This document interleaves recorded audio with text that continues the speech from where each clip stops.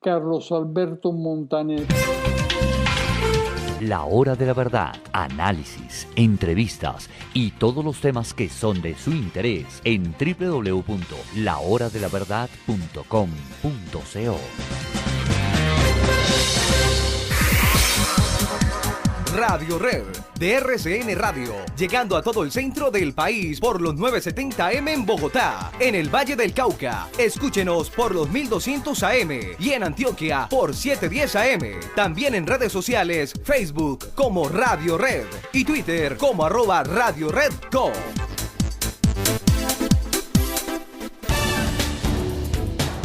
Radio Red de RCN. Grandes audiencias en la hora de la verdad, al oído.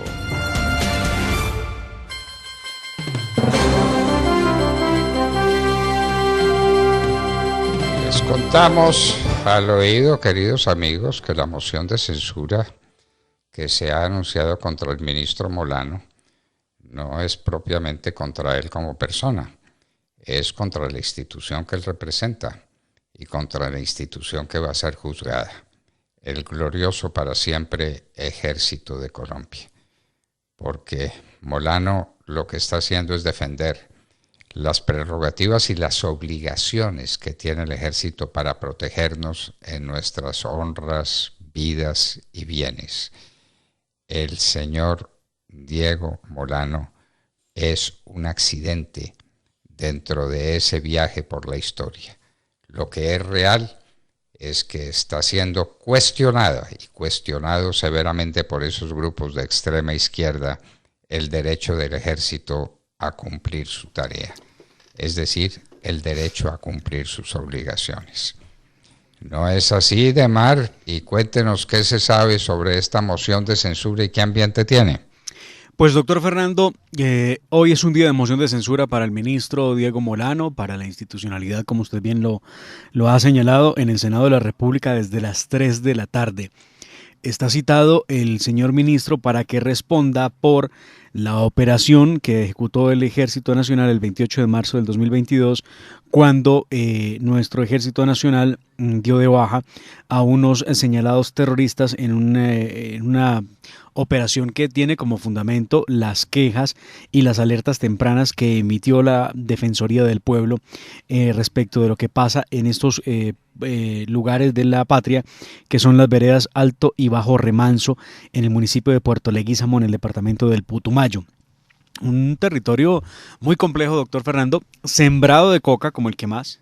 El que más. No hay otra manera de inclusive de uno preguntarse y poderse dar respuesta a cómo es posible que en unas condiciones tan adversas como esas, doctor Fernando, una vereda como aquella donde, diría yo, sin ánimo de ofender a ningún poblador del país, no llega el viento, o si llega cansado, porque es demasiado lejos, y uno dice, ¿cómo puede haber tanta gente allí? ¿Qué hay en la vereda del Remanso? De hecho, vamos a tener que hacer un especial con una amiga periodista, Stephanie Bate. Ella está en Twitter y ha viajado hasta el Remanso y ha conocido de primera mano y nos ha mostrado por videos qué fue lo que se encontró. Hay un sitio donde se hizo el famoso bazar cocalero, y al lado del bazar cocalero hay una casa de lenocinio, ¿no? De un prostíbulo, que es lo que pulula en estos lugares donde hay cultivos de coca. Hay una importante cantidad de población joven, hay una cantidad impresionante de cultivos de coca. Las FARC se pasean entre Ecuador y Colombia todo el tiempo, pasan la frontera, es pasar el río simplemente, eso es lo que tienen que hacer, pasar el río, y ya encuentran en territorio colombiano. Y lo que han hecho es presionar a las comunidades para que cultiven coca.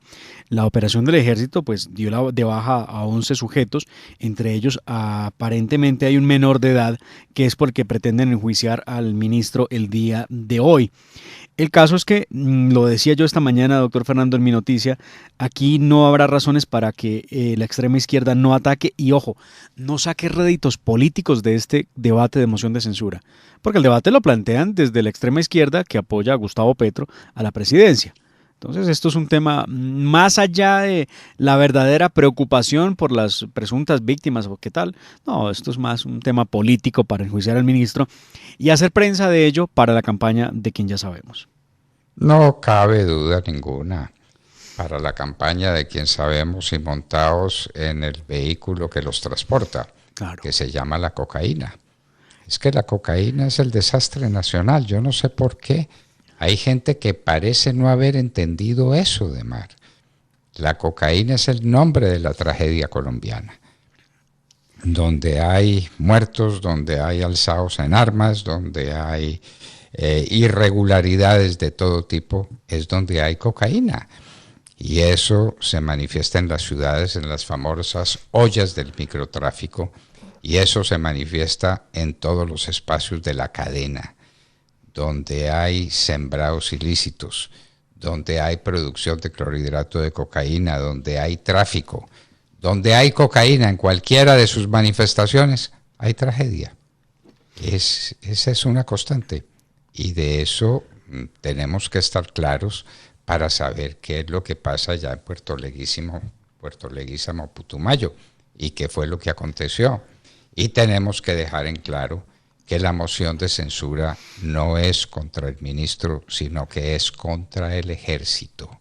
Eso no lo quieren decir, pero es así, es así. Es una moción de censura contra el ejército de Colombia a nombre de los cocaleros. Una moción de censura que cae en el marco del debate político a la presidencia de la República y que sería un nuevo ataque a la institucionalidad. Recuerde usted que la semana pasada terminó por cuenta en un medio de un debate público, por cuenta de una afirmación muy peligrosa, muy fuerte de Gustavo Petro, que más o menos dice que los generales, mientras a los soldados los matan en el campo de batalla, los generales se abrazan con el narcotráfico. Más o menos fue lo que dijo Gustavo Petro, parafraseándolo. Y pues salió el general Zapatero, el comandante del ejército, a defender a su tropa, a defender a su ejército, y lo han tildado pues de participación en política, y ya se anunció una indagación preliminar en la Procuraduría para poder establecer si participó o no en política en violación de la Constitución.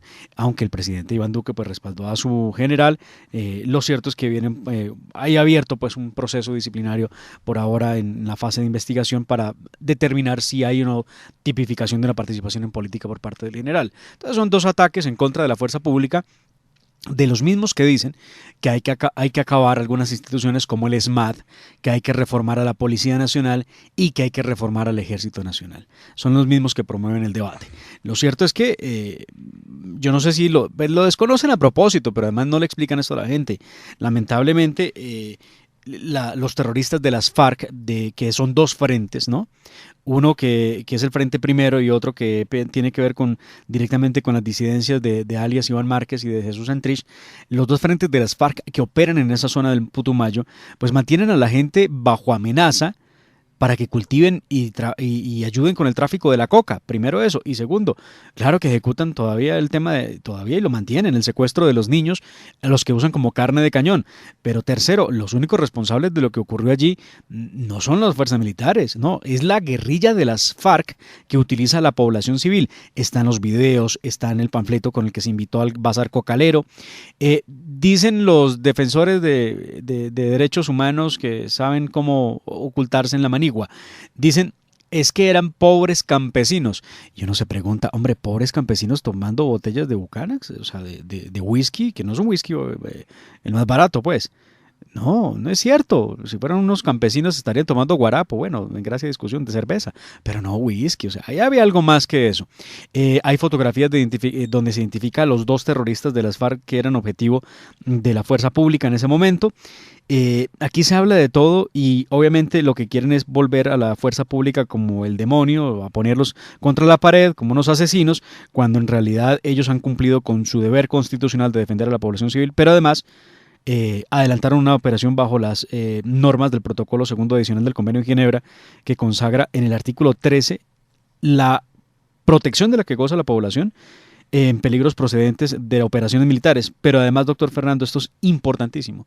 En el numeral 3 del mismo convenio se dice que las personas civiles perderán el estatus de protección si participan directamente en las hostilidades y mientras dure la participación. Entonces, aquí, ¿qué hacía un menor de edad ahí? Pues reclutado por las FARC. Y el caso es que le van a hacer la moción de censura, y esto será más campaña negra y política de desinformación en contra de las fuerzas militares. Lamentablemente esa es la verdad. Ojalá algún día se hiciera un debate de control político para que alguien nos explique cuándo van a dar la cara los victimarios de esas 403.000 víctimas de la fuerza pública en ocasión del conflicto armado que ellos tanto pregonan. Bueno, hay un tema que quiero proponer otra vez a nuestros oyentes y respecto al cual no se dice una sola palabra. Es el tema de la masonería. La masonería existe. La gente cree que no y que ese es un puro cuento, un cuento del pasado. No, la masonería existe.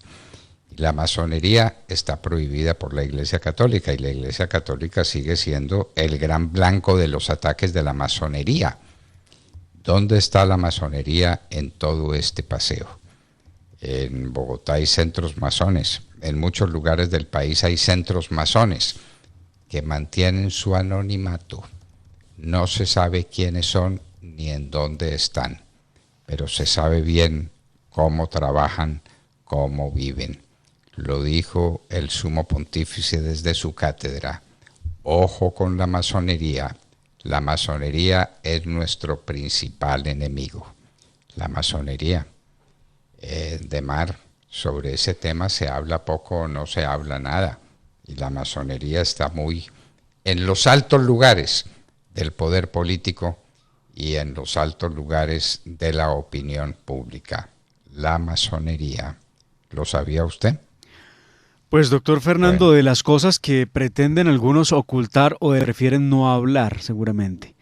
Y sabemos que altos círculos de la política colombiana o del mismo establecimiento, pues tienen personajes que pertenecen a esa logia y como tal actúan, ¿no? Porque pues son hermanos masones y seguramente no se cobrarán ni tampoco se perseguirán entre ellos.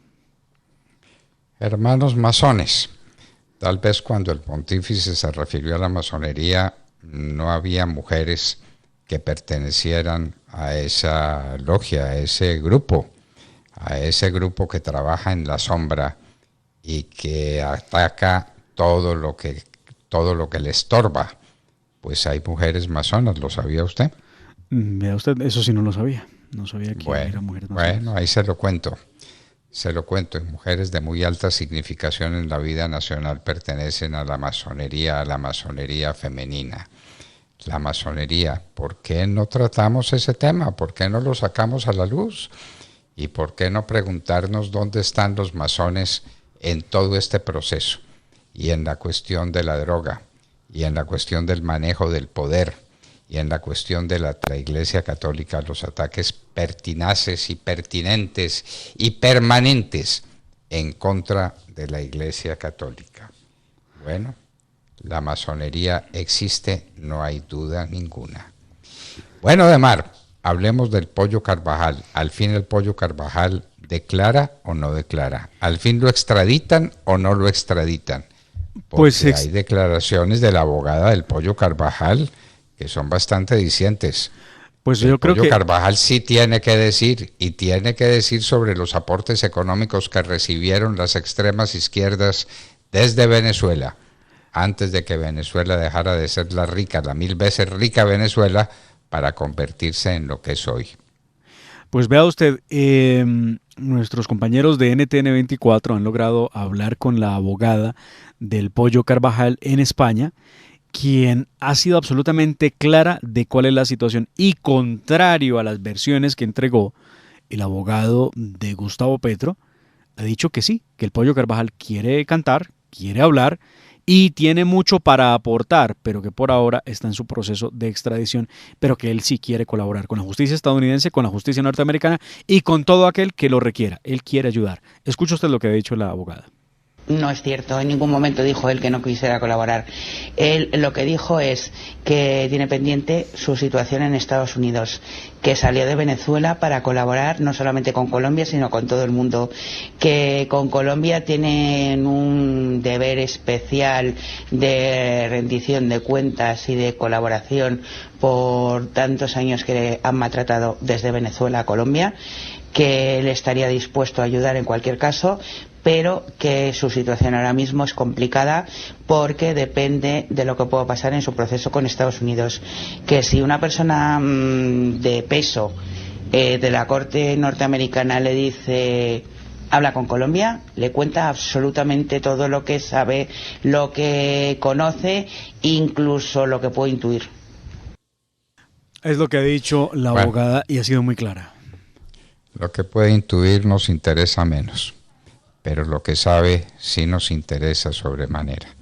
Lo que sabe el Pollo Carvajal de la manera como se apoyaron desde Venezuela todos estos movimientos de extrema izquierda, todos estos movimientos comunistas que le han hecho pagar altísimo precio a los países que lo sufren, empezando por la Pollo Carvajal no podrá olvidar que Venezuela ha sido la primera y la gran víctima de esta tragedia que se llama el comunismo al mando, el comunismo manejando un país.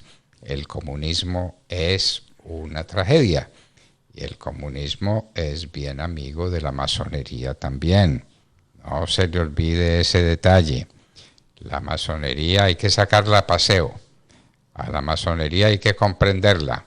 ¿Y dónde están los sitios, las logias, donde se camufla la masonería para no dar su cara, para no presentarse como tal ante la opinión pública? La masonería, tengamos cuidado con eso, pues el Pollo Carvajal puede dar declaraciones muy importantes sobre lo que está pasando y sobre lo que pasó sobre todo, porque lo que está pasando lo sabemos mejor, lo que pasó lo desconocemos, pero el Pollo Carvajal lo sabe fehacientemente. Y vea usted cómo ocurren en medio de la campaña política, cómo se expresan algunos de estos personajes de la vida pública. Ayer le había propuesto, y se me pasó después a mí, pero ya aquí lo retomo, se le había propuesto que habláramos de Armando Benedetti y sus maneras. De verdad que esto es incomprensible, cómo la gente se aguanta eso. Armando Benedetti en una reunión pública con unas personas en la calle, a todo grito regañando a los asistentes. Escuchen ustedes las maneras. Si esto es sin poder, ¿cómo será cuando tuvieran o si llegaran a tener el poder? Escuchen. ¡Ey! El sonido no sirve allá. Mejor este ahí. ¡Ey! ¡Ey! ¡Ey, silencio! ¡Ey, que te calles! ¡Silencio! Señora, ahora. Vean, señores y señoras, esta no es una manifestación. Esto es a grito y además con regaño muy grosero con la gente. Pero no entiende uno si es que a la gente le gusta eso. Creería uno que no, pero bueno. Bueno, eso no le gusta a nadie, pero sin embargo, los que gritan así muchas veces se alzaron con el poder. Y viene Escazú. ¿Debate cuándo, Demar? Pues, doctor Fernando, esta misma mañana, sobre 9 o 10 de la mañana, debe empezar el debate en la Comisión Segunda del Senado. Debate para definir si aprueban o no el Tratado de Escazú.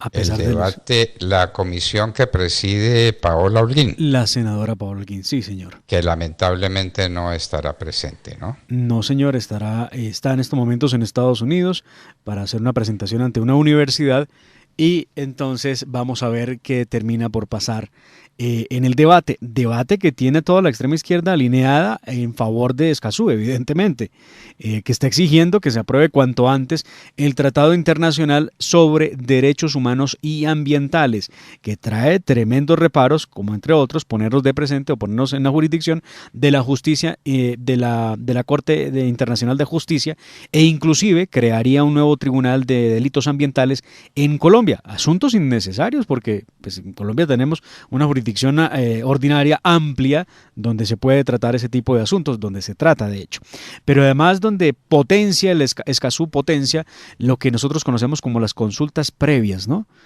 Que son un verdadero peligro. Por cuenta de una consulta previa es que no hay exploración de fracking en Puerto Wilches, en Santander. Por eso, las consultas previas que son una tragedia. Le quiero contar que Federico Gutiérrez estuvo en la ciudad de Cali y que tenemos a un testigo de excepción para que nos cuente cómo le fue a Fico Gutiérrez en la ciudad de Cali. ¿Le parece que lo oigamos? Sí, señor. Bueno, pues en un minuto el senador por el Centro Democrático, Gabriel Velasco, estará en la hora de la verdad. Muy bien, y hablábamos con ustedes al oído. 7:47.